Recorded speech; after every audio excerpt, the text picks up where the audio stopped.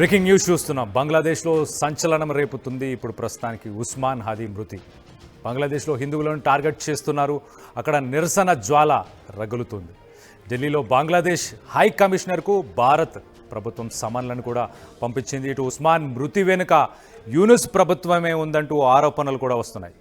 యూనుస్ ప్రభుత్వంలోకి కొంతమంది కీలక వ్యక్తులు ఇటు ఉస్మాన్ హాదీని చంపేశారంటూ తన సోదరుడు ఒమర్ హాదీ కూడా సెన్సేషనల్ కామెంట్స్ని చేసుకొచ్చారు.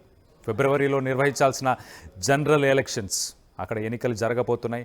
ఆ ఎన్నికలలో కొంత అన్స్టెబిలిటీ తీసుకురావడానికి, ఆ ఎన్నికలు జరగకుండా ఉండడానికి ఇలాంటి పనులు చేశారంటూ ఆరోపణలు కూడా వస్తున్నాయి. ఇటు ఉస్మాన్ను చంపేశారని తన సొంత సోదరుడు ఒమర్ హాదీ చెప్పుకొస్తున్నాడు. ఇటు షేక్ హసీనా ప్రభుత్వాన్ని కూలదోయడంలో ఇటు ఒమర్ హాదీ ఒక ముఖ్య పాత్రని వహించాడు. హాదీపై ఈ నెల 12న కాల్పులు జరిగాయి. 18 ఆయన మృతి చెందాడు. ఉస్మాన్ మృతితో ఇటు బంగ్లాదేశ్ వ్యాప్తంగా ఒక్కసారిగా అల్లర్లు చెలరేగాయి. అక్కడ హిందువులను టార్గెట్ చేసుకుంటూ వాళ్ళని చంపేస్తున్నారు. ఎక్కడ కనిపించినా, ఎవరు కనిపించినా అతి దారుణంగా, అతి కిరాతకంగా హిందువుల మీద ఒక ఊచకోతనే మొదలుపెట్టింది ఇటు బంగ్లాదేశ్ అని చెప్పుకోవచ్చు. అసలు ఈ హాదీ ఎవరు? ఈ ఉస్మాన్ హాదీకి సంబంధించిన కొంత విషయాలను మీకు చెప్పే ప్రయత్నం చేస్తా. ఉస్మాన్ హాదీ ఆయన వయసు 32 సంవత్సరాలు. ఇన్కిలాబ్ మంచ్ అనే ఒక రెవల్యూషనరీ ప్లాట్ఫామ్, ఆ ప్లాట్ఫామ్కి ఒక స్పోక్స్ పర్సన్గా ఇటు ఉస్మాన్ హాదీ పనిచేస్తున్నాడు. ఒక పొలిటికల్ గ్రూప్ అని చెప్పుకోవచ్చు. 2024 జూలైలో ఒక పొలిటికల్ మూవ్మెంట్లో ఈయన యాక్టివ్గా పార్టిసిపేట్ చేసి అప్పుడున్న ప్రైమ్ మినిస్టర్ షేక్ హసీనా దిగిపోయేలాగా చేయడానికి ఒక ముఖ్య పాత్రను కూడా పోషించింది ఈ ఉస్మాన్ హాదీ. ఈ ఉస్మాన్ హాదీ తను యాంటీ ఇండియా ప్రొటెస్ట్, బంగ్లాదేశ్కి సంబంధించిన రాజకీయాల్లో భారత ప్రభుత్వం కలగజేసుకుంటుంది అంటూ భారత్ని టార్గెట్ చేస్తూ తన స్పీచెస్ ఉండేవి. దీనికి అక్కడ యువత అట్రాక్ట్ అయ్యేవారు చాలామంది. కానీ మొత్తం మీద తనని అటాక్ చేశారు, తనని టార్గెట్ చేసుకుంటూ ఈ నెల 12న కాల్పులు జరిపారు. తను ఒక ఎలక్ట్రిక్ మోటార్ వెహికల్ మీద వెళ్తున్న సమయంలో ఇద్దరు గుర్తు తెలియని వ్యక్తులు వచ్చి తన తలకి ఒక గన్ని పాయింట్ చేసి ఆయనని షూట్ చేయడం జరిగింది. దాని తర్వాత అతన్ని ఇటు ఉస్మాన్ హాదీని 5 గంటల దూరం, 5 గంటల ప్రయాణం చేసిన తర్వాత ఆయనని సింగపూర్కి తీసుకెళ్లారు. హాఫ్ అన్ అవర్లో కోల్కతాలో బెటర్ ఎక్విప్మెంట్స్, బెటర్ హాస్పిటల్స్ ఉన్నా కూడా కావాలనే అతను బతకూడదన్న ఉద్దేశంతోనే బంగ్లాదేశ్కి సంబంధించిన ఇటు యూనుస్ ప్రభుత్వానికి సంబంధించిన వాళ్ళు కొంతమంది ఇలా ప్లాన్ చేశారు, టార్గెట్ చేశారని చెప్పి చాలామంది విమర్శలను అయితే వెలగక్కుతున్నారు. 30 మినిట్స్ డిస్టెన్స్లో ఉన్న బెటర్ హాస్పిటల్స్కి పంపించకుండా 5 అవర్స్ సింగపూర్కి తీసుకెళ్లారు. మొత్తానికి అయితే అక్కడ 18 ఆయన మృతి చెందాడు. దాని తర్వాత అల్లర్లు మొదలయ్యాయి. దాని తర్వాత గ్రేటర్ బంగ్లాదేశ్ ఇటు ఉస్మాన్ హాదీ గతంలో కొన్ని వివాదాస్పద మ్యాప్లను కూడా రిలీజ్ చేశాడు. బంగ్లాదేశ్కి సంబంధించి ఒక మ్యాప్ని రిలీజ్ చేశాడు. దాంట్లో ఇటు 7 సిస్టర్స్, నార్త్ ఈస్టర్న్ స్టేట్స్ ఇవన్నీ కూడా దాంట్లోనే ఉన్నాయి. ఇటు భారత్లోని కొంత భూభాగాన్ని కూడా ఆయన చూపించుకుంటూ ఒక మ్యాప్ని రిలీజ్ చేయడం, ఇలాంటి సెన్సేషనల్ విషయాలు అయితే ఇటు ఉస్మాన్ హాదీ చేశాడు. మరి ఉస్మాన్ హాదీని చంపాల్సిన అవసరం ఎవరికి ఉంది? దానివల్ల ఎవరు ఎక్కువ లబ్ధి పొందే అవకాశం ఉంది? ఇటు ఉస్మాన్ హాదీ మన గతంలో ఒక్కసారి మనం చూస్తే కనుక శ్రీలంకలో 2 పార్టీలు ప్రజలకు మంచి చేయట్లేదు అన్న ఉద్దేశంతో శ్రీలంకలో ప్రభుత్వాలు కూలిపోయిన తర్వాత అక్కడ మూడో పార్టీ, కొత్త పార్టీకి ఆవిష్కారం ప్రజలు చేపట్టారు, ప్రజలు పట్టం కూడా కట్టారు. అలాంటి ఒక ఆప్షన్ ఇటు బంగ్లాదేశ్లో రాబోతుంది అన్న సూచనలు ఉన్నాయి. కాబట్టే ఇటు ఉస్మాన్ హాదీని టార్గెట్ చేశారు. యూనుస్ ప్రభుత్వానికి సంబంధించిన అగ్రనేతలు, ముఖ్య నాయకులే టార్గెట్ చేశారంటూ ఇటు విమర్శలు వస్తున్నాయి. తన సొంత సోదరుడు కూడా చెప్తున్నాడు, ఇటు యూనుస్ ప్రభుత్వానికి సంబంధించిన వాళ్ళే టార్గెట్ చేసి ఇలా నా సోదరుడిని చంపారు అని చెప్పేసి ఇటు ఉస్మాన్ హాదీకి సంబంధించిన సోదరుడు ఉమర్ హాదీ అతను కూడా చెప్పుకొచ్చాడు. సో మొత్తం మీద ఈ ఉస్మాన్ హాదీ చనిపోవడం వల్ల ఇటు 1971 తర్వాత ఎలాంటి టెన్షన్స్ ఇటు భారత్ అలాగే ఇటు బంగ్లాదేశ్ మధ్యలో ఎలాంటి టెన్షన్స్ ఉండేనో అలాంటి టెన్షన్స్ ఇప్పుడు హై లెవెల్ టెన్షన్స్ అని చెప్పుకోవచ్చు. ఇటు ఇమిగ్రేషన్ ఆఫీస్, బంగ్లాదేశ్కి సంబంధించిన ఇమిగ్రేషన్ ఆఫీసెస్, హై కమిషన్, భారత్లో ఉన్న హై కమిషన్ కూడా ఇమిగ్రేషన్ ప్రాసెస్ని కూడా ప్రస్తుతానికి నిలిపివేశారంటే అర్థం చేసుకోవచ్చు ఏ లెవెల్లో ఉందనేది. ఒకసారి మహమ్మద్ యూనుస్, ఇప్పుడు ఏదైతే ఒక ఇంటరిమ్ గవర్నమెంట్ని రన్ చేస్తున్న మహమ్మద్ యూనుస్, అతను ఇంటర్నేషనల్ సపోర్ట్ని ఎంజాయ్ చేస్తున్నాడు. కానీ ప్రస్తుతానికి అక్కడ లోకల్లో ఉన్న స్టూడెంట్ గ్రూప్స్ ఏవైతే ఉన్నాయో ఆ స్టూడెంట్ గ్రూప్స్ అలాగే రాడికల్ కాన్స్టిట్యూషనల్ రిఫార్మ్స్ని కోరుతున్నాయి. వాటిని వాళ్ళు ప్యూరిఫై చేయండి. అవామీ లీగ్కి సంబంధించిన ఎలాంటి ఇన్ఫ్లుయెన్స్ ఉండకూడదు. ఇటు షేక్ హసీనా పార్టీకి సంబంధించి అవామీ లీగ్కి సంబంధించి ఎలాంటి ట్రేసెస్ ఉండకూడదు, ఎలాంటి ఇన్ఫ్లుయెన్స్ ఉండకూడదు అంటూ ఇటు స్టూడెంట్ గ్రూప్స్ అయితే ప్రొటెస్ట్ చేస్తున్నాయి. దాన్ని ఇటు యూనిస్ ఎదుర్కోలేకపోతున్నాడు.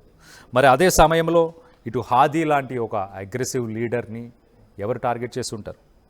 ఒకసారి ఇన్కిలాబ్ మంచ్ ఇటు బంగ్లాదేశ్లో ఒక్కసారిగా పొలిటికల్ షిఫ్ట్ అయితే జరిగింది.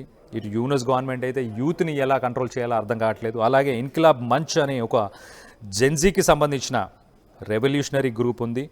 ఒక ట్రెడిషనల్ పొలిటికల్ పార్టీస్ని ఎవరు నమ్మట్లేదు. ఇప్పుడు కొత్తగా ఇంకొక పార్టీని కోరుకుంటున్నారు.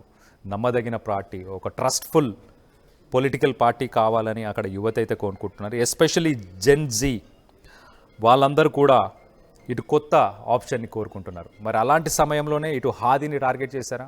హాదీ ఒక లీడర్గా ఎదిగే అవకాశం ఉంటుంది, ఒక థ్రెట్ అని యూనిస్కి సంబంధించిన వాళ్ళు ఎవరైనా టార్గెట్ చేశారా? ఇంకో పక్కన మనం చూస్తే బంగ్లాదేశ్ నేషనలిస్ట్ పార్టీ, అది ప్రస్తుతానికి ఇప్పుడు జరగబోయే జనరల్ ఎలక్షన్స్లో ఒక ఫ్రంట్ రన్నర్ అని చెప్పుకోవచ్చు. అంటే వన్ సైడెడ్గా ఉంది అని కూడా చెప్పుకోవచ్చు. ఎందుకంటే ఇటు షేక్ హసీనాకి సంబంధించిన అవామీ లీగ్ పార్టీ ఎక్కడ పార్టిసిపేట్ చేయకూడదు అని బహిరంగంగా ఇటు youth, student groups, Gen Z groups వీళ్ళందరూ కూడా ప్రొటెస్ట్ చేస్తున్నారు. సో వాళ్ళు పార్టిసిపేట్ చేసే అవకాశం లేదు. సో వన్ సైడెడ్ యునానిమస్గా ఇటు బంగ్లాదేశ్ నేషనలిస్ట్ పార్టీ గెలవబోతుంది అన్న తరుణంలో ఇలాంటి సంఘటన చోటు చేసుకుంది. ఇటు బంగ్లాదేశ్ నేషనలిస్ట్ పార్టీకి సంబంధించిన చైర్మన్ అనుకోవచ్చు తారికీ రెహమాన్, ఆయన 17 సంవత్సరాల తర్వాత ఇప్పుడు లండన్ నుంచి ఇటు మళ్ళీ బంగ్లాదేశ్కి వస్తున్నాడు. ఇటు బంగ్లాదేశ్ నేషనలిస్ట్ పార్టీని మళ్ళీ గెలిపించుకొని ప్రభుత్వాన్ని ఏర్పరచాలన్న ఉద్దేశంతో తను వచ్చే ప్రయత్నం చేస్తున్నాడు.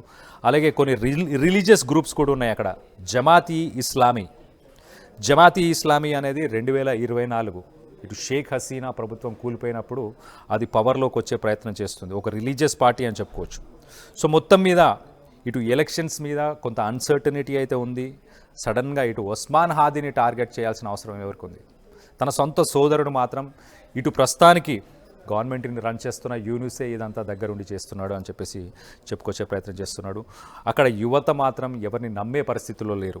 అక్కడున్న కొన్ని న్యూస్ పేపర్స్, మీడియా గ్రూప్స్ని కూడా టార్గెట్ చేసుకుంటూ వాళ్ళు ఆ న్యూస్ పేపర్స్కి సంబంధించిన ఆఫీసెస్ని కూడా ధ్వంసం చేశారంటే అర్థం చేసుకోండి. కానీ మొత్తం మీద ఇక్కడ నష్టపోయేది హిందూ ప్రజలు, హిందూ మతానికి సంబంధించిన వాళ్ళు. ఇండియాకి ఎగనెస్ట్గా ప్రొటెస్టులు జరుగుతున్నాయి. హిందూ మతానికి సంబంధించిన వ్యక్తులు కనిపిస్తే వాళ్ళని కొట్టడము, తిట్టడము, చంపడము ఇలాంటివన్నీ చేస్తున్నారు. ఇలాంటి చర్యలన్నీ చేపడుతున్నారు. సోషల్ మీడియా మాధ్యమంలో దీనికి సంబంధించిన ఇమేజెస్ కూడా వైరల్ అవుతున్నాయి. ఇటు ఢిల్లీలో కూడా ఇండియాకు సంబంధించిన ప్రజలు కూడా ప్రొటెస్ట్ చేసే ప్రయత్నం చేస్తున్నారు. ఇటు బంగ్లాదేశ్కి సంబంధించిన హై కమిషన్ అంబాసిడర్స్కి వీళ్ళందరికీ కూడా ప్రస్తుతానికి భారత ప్రభుత్వం సమన్స్ని జారీ చేసింది. అక్కడున్న హిందువులందరికీ ప్రొటెక్షన్స్ ఇవ్వాలి, వాళ్ళందరికీ సేఫ్టీ ఇవ్వాలి అంటూ వీళ్ళందరూ ఇటు భారత ప్రభుత్వం ఇటు బంగ్లాదేశ్కి ప్రెషర్లోకి తీసుకొచ్చే ప్రయత్నం కూడా చేస్తున్నట్టు చాలా క్లియర్గా తెలుస్తుంది. మొత్తం మీద 1971 తర్వాత ఇప్పుడు ఆల్ టైమ్ హై టెన్షన్స్ ఉన్నాయి. ఇటు ఇండియా బంగ్లాదేశ్ రిలేషన్స్ అని చెప్పుకోవచ్చు. ఒక రకంగా ఇటు షేక్ హసీనాని కూడా ఎక్స్ట్రాడిట్ చేసి ఇటు ఇండియాలో ఆమెకి ఆశ్రయం కల్పించడం పైన కూడా ఇటు బంగ్లాదేశీలు ఆగ్రహాన్ని వ్యక్తపరుస్తున్నారు. వెనక్కి ఇవ్వాలని, తనని ఎట్టి పరిస్థితుల్లో ఇటు బంగ్లాదేశ్కి సరెండర్ చేయాలంటూ ఇటు బంగ్లాదేశీలు కోరుతున్నారు. కానీ గతంలో కూడా చూసాం ఇటు బంగ్లాదేశ్కి సంబంధించిన ప్రైమ్ మినిస్టర్స్ ఎవరైతే ఇట్లా దేశాన్ని విడిచి వెళ్ళాల్సిన పరిస్థితిలో వెళ్ళారో వాళ్ళందరినీ తిరిగి వెనకకి తీసుకెళ్లిన సమయంలో ఖచ్చితంగా వాళ్ళకి న్యాయం ఎప్పుడు జరగలేదు. సో అలాంటి పరిస్థితులే మరి షేక్ హసీనా ఎదుర్కోబోతుంది అన్న ఉద్దేశంతో భారత్ అయితే ఇటు షేక్ హసీనాని తిరిగి వెనకకి ఇవ్వలేదు. మొత్తం మీద అక్కడ యువత మాత్రం this so much of unrest in the youth మనం విజువల్స్లో చూడొచ్చు. ప్రొటెస్ట్లు చేస్తున్నారు. ఇటు ఒమర్ హాదీని చంపింది, ఇటు ఉస్మాన్ హాదీని చంపింది యూనిస్కి సంబంధించిన ముఖ్య నేతలు, యూనిస్ పార్టీకి సంబంధించిన వాళ్ళే లబ్ధి పొందడానికి ఇలాంటి పనులు చేశారంటూ ఇటు ఒమర్ హాదీ తన సోదరుడే చెప్పుకొచ్చాడు. సో షేక్ హసీనా ప్రభుత్వాన్ని కూలదేయడంలో ఇటు హాదీ ముఖ్య పాత్రని వహించాడు. రానున్న రోజుల్లో ఒక కొత్త రెవల్యూషన్, ఒక కొత్త పార్టీగా ఎదిగే అవకాశం ఉన్న వ్యక్తిగా ఇటు ఉస్మాన్ని గుర్తించి యూనిస్కి సంబంధించిన వ్యక్తులే చంపారని చెప్పేసి ఇటు సోదరుడు చెప్తున్నాడు. అలాగే చాలామంది విమర్శలు కూడా వెళ్ళగక్కుతున్నారు. దీనికి సంబంధించి మీరేమనుకుంటున్నారు? మీ అభిప్రాయాలను కింద కామెంట్ రూపంలో తెలియపరచండి. ఇటు హిందువులను టార్గెట్ చేయడంపై, ఇటు భారతీయులని టార్గెట్ చేయడంపై, ఒక పెద్దన్నలాగా బంగ్లాదేశ్కి ఎప్పుడు స్వాతంత్రం ఇచ్చింది భారత్, ఒక పెద్దన్నలాగా ఇటు కష్ట నష్టాలు అంటే ఇటు సైక్లోన్స్ వచ్చినా, యుద్ధం వచ్చినా, ఆకలితో అలమటిచ్చినా వాళ్ళకి ఎప్పుడు తోడుగా నిలిచింది భారత్. అలాంటి భారత్ని ఇప్పుడు వాళ్ళు వ్యతిరేకిస్తున్నారు. ఇప్పుడు వాళ్ళు చీదరించుకుంటున్నారు. భారత్కి సంబంధించిన హిందువులని చంపే ప్రయత్నం చేస్తున్నారు. దీనికి సంబంధించి మీరేమనుకుంటున్నారు? మీ అభిప్రాయాలను కింద కామెంట్ రూపంలో తెలియపరచండి. చరిత్ర సృష్టించినోడు ఇప్పుడు ఆ చరిత్రని తిరగరాయబోతున్నాడు. అబద్ధాల గోడల్ని బద్దలు కొట్టి నిజాలను రాగా మీ ముందుంచబోతున్నాడు. నిజమైన వార్తల కోసం వెంటనే డౌన్లోడ్ చేసుకోండి రా యాప్ని.